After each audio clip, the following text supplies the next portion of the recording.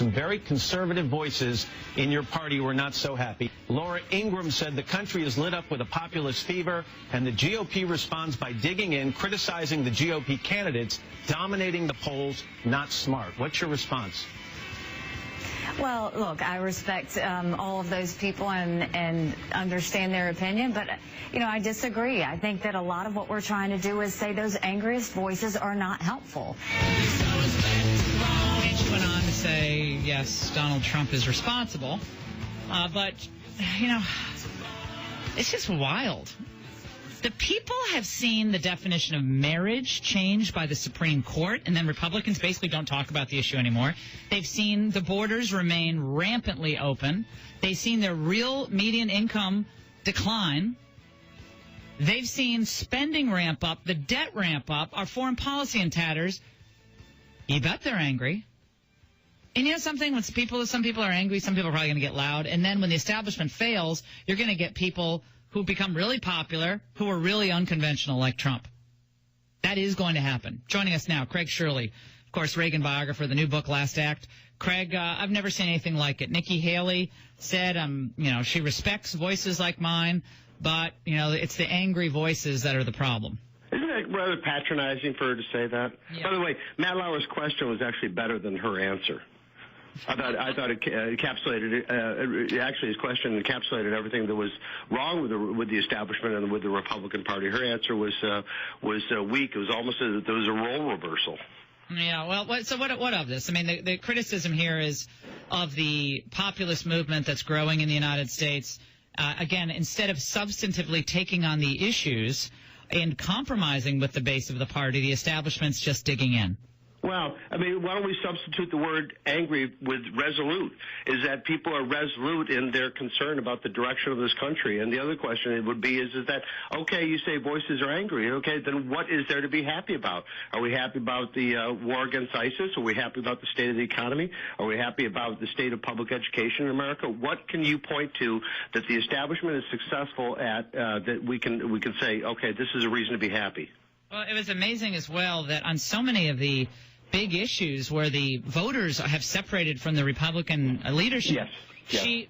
She just glossed over those. And she used lines that are right out of Obama's best speeches, whether it's, the broken immigration system, et cetera, the loud voices, et cetera, all of that. This is just textbook Obama.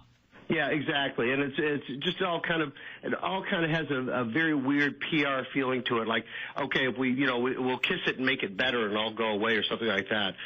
But the fact is that the problems do remain, and that's why people are angry. And which, by the way, is that anger has a valued and treasured and historical place in American history. We've often had angry voices in this country against slavery and against British rule and against the Japanese attack on December 7th and the German declaration of war on December 11th. We've often and angry voices for civil rights. Anger is not necessarily unfocused or anti-intellectual. Well, and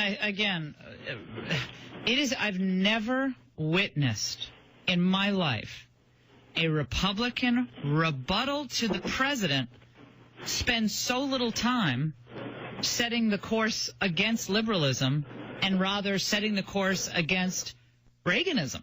But this is a result of consultants taking over the candidates and taking over the party. The historical point about the response to the State of the Union goes back to Gerald Ford and Everett Dirksen, but Jesse Helms went to court under the equal time provision and got institutionalized. These things typically are pretty bad, but this is the first time I remember where actually the response attacked the Republican Party, their own party, more than the incumbent president. Craig, I know we're going to hold you over because we have a short segment here, so just hold on with me. We're going to get to a few calls, and then we're going to get back to Craig. Again, Nikki Haley held up as the new bright shining star of the Republican Party. Again, this is not personal. I think she and I probably do respect each other. Maybe she doesn't respect. I don't know. She says she respects me. Well, okay, then don't lump me in with, just people who are angry. And I would not have, I didn't like the deport Nikki tweet by Ann Coulter. That was not helpful at all. It was supposed to be funny, but it's just, that's not helpful. The point is, the country has moved on from the establishment, yet the establishment doesn't recognize this. You know, there are none so blind as those who refuse to see. 855-40-LAURA. Craig Shirley will stay with us. Don't go away. We continue with Craig Shirley, The Last Act, his great book on Reagan's final years. Craig, these numbers are just devastating. So what does Nikki Haley do? These numbers in South Carolina are just devastating as well. They're very similar to the numbers that we saw, except Bush is even lower down in the polls in South Carolina. Trump is up, way up in South Carolina, and Cruz is way up as well. What does Nikki Haley do if Trump wins the state?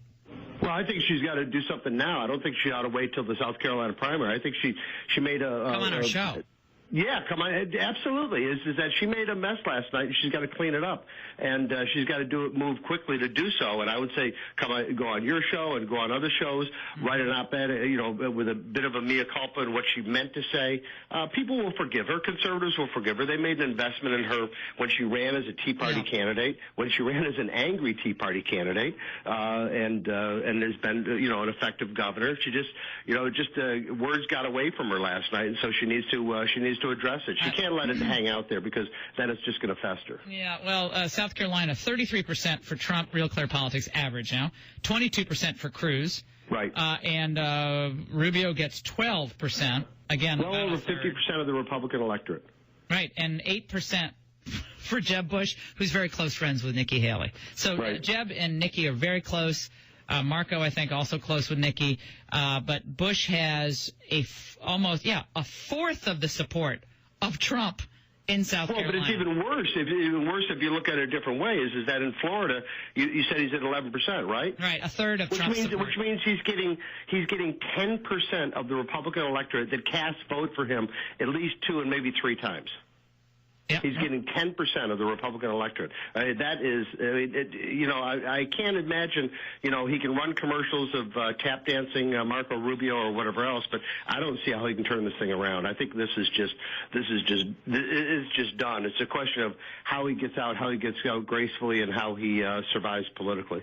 Craig, because you're on the line, I know you like to take calls with me. Let's take a few of these calls, see what the people are saying. And again, I think Craig stated this very well. There's an opportunity for some of the newer voices in the Republican Party to see the light. We want them to come through the light, come to the light. That means have the conversation with people like me, or Levin, others. Have a conversation with us. My listeners want to hear from you. They really do. And I said this to Paul Ryan. I will welcome any of the establishment voices on this show. We will have a respectful exchange of ideas. Remember, Reagan was never afraid to go anywhere to speak, to offer his ideas or his views. And I think people like Ted Cruz, they're pretty much going on every show. Trump definitely is going on every show. He's going to Burlington, Vermont, for goodness sake. So don't pull back into your respective establishment or corner, or your GOP corner, whatever we want to call it. Don't do that. Actually engage with the people. Convince the people that your way forward on these big issues is going to make their lives better. And I will give you that running room to do that. So Boehner wouldn't do it. He's out. Cantor wouldn't do it. He's out. McCarthy won't do it. He's relegated down to his old position. Jeb Bush won't come on. How does that help Jeb Bush? Marco Rubio will not come on this show when I'm hosting. How does that help Marco Rubio? Last time I checked, when I helped Marco Rubio, he won the Senate seat. He was down 31 points when I had him on my show, and he won the Senate seat. So, I'm not trying to but I have a pretty good pulse on where the people are. I mean, I'm going to say that. I just have a really good pulse on where the people are because I do a daily focus group. So, I mean, it's just the way it is. I mean, these guys, I think, Craig, you've written about this eloquently, spoken about it eloquently. The curse of the consultancy class. They are managing these candidates. Nikki looked very scripted. I know she had a teleprompter, and that's fine, but she seemed very scripted and kind of the opposite of what people are looking for right now with the authenticity thing. They want someone who doesn't just talk the talk but walks the walk. I think that adjunct the whole thing, because it just the last time I can remember where there was a really effective Republican response was in 1979 when Bill Brock was chairman of the Republican National Committee, and they did a filmed response. They didn't pick one individual. They did a film. They went up to the ranch and they filmed Reagan, and they filmed Howard Baker, and they filmed a number of other Republican leaders, and including those who weren't running for president or thought to be running for president, and they made the case for Republican governance. It wasn't political. It was all policy, but it was soft. It was well produced. That was the last time there was an effective Republican response. And I would say, even looking at Chris Christie, Chris Christie, I know a lot of my listeners have their doubts about Christie or Christie's, but I will tell you about this. Christie has been very smart in how he has approached my listeners. He's come on the show. He's answered hard questions. He has taken very difficult questions from both the establishment media and from conservative talk radio hosts. That shows me something about him. He said in that speech at St. Anselm's, we've got to listen to these people. Yeah, you bet they have a right to be angry. The Republican Party has screwed it up in Washington on a whole host of issues, and the people won't take it anymore. And we actually have to listen to them. Those people have to have their place and their say in this party. He was right about that. And so, I mean, he engages with the people, and I think you win a lot of respect just for doing that. So Nikki Haley's welcome on the show anytime. All these guys are. Welcome to have them on and have a conversation. Well, I think Trump's gotten some money as well, not the big money, but I think like as part of his plane, his Trump jet, yeah, more small contributions from people. But the fact that he's gotten some money, and New York Times, folks have I think reported on this. No, I don't think anyone thinks he owes anybody. See, if I'm Trump, I don't take any money. I turn it all back to even the little donors. Like, I don't want your money either. I mean, we'll buy water bottles for the people in the audience with your money. Maybe that, but I wouldn't even take any money if I'm Trump. I'm just saying, I'm doing it myself. But no one thinks, right, Craig, that Trump is, and Suzanne makes that point, that he's beholden to them. No, in fact, that's the first thing people cite. And I think that's a great idea. Take the money and give it to water. Or he's constantly talking about veterans. Take the money and give it to veterans groups. Yeah. I think that's a great point. Hey, that's funny. Hey, Craig, the therapy for the people, is Trump therapy? Because although, all our friends like Pete Wehner and Michael Gerson, they're ready to throw themselves off a cliff. I mean, they're ready to David Brooks, it's the tone and the tonality and the coarseness, and he's not a conservative, and we just hear it over and over again, and yet all these people come into the show saying they're for Trump or Cruz. Is there a form of aid called anger management or anger therapy where you're supposed to get it out of your system? Yeah, well, I think again, the idea that emotion if untethered to any substance, I would agree with Nikki Haley. That's not helpful. But it's not like people like you and I haven't been writing about populism and the need for the middle class to have gainful employment and the need for the government not to be enemies of the people on the economy or on sovereignty issues or the border.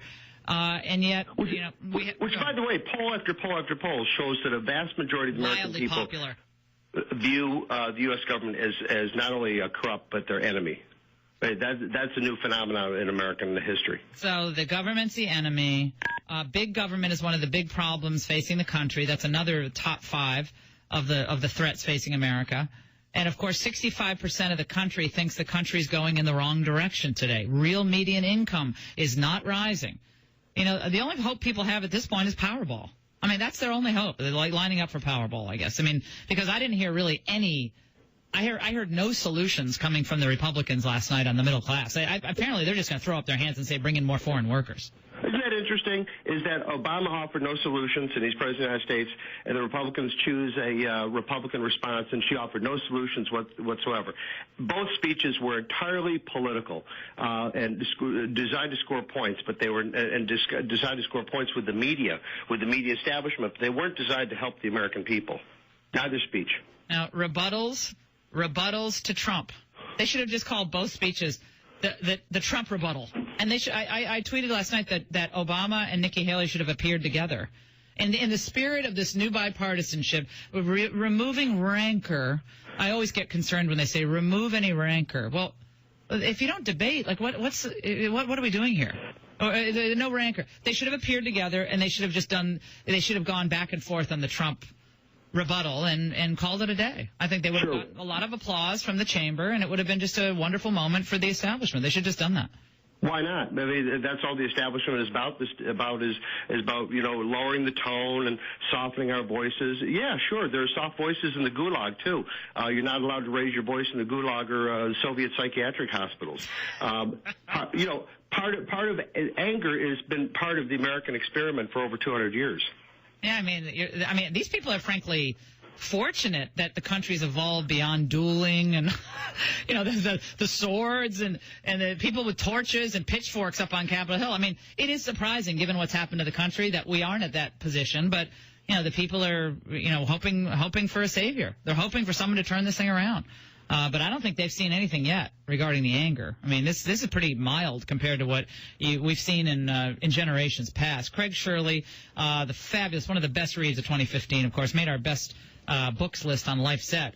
Last Act by wonderful biographer Craig Shirley. Craig, come back anytime. Love to have you on. Thanks so much. Thanks, Laura.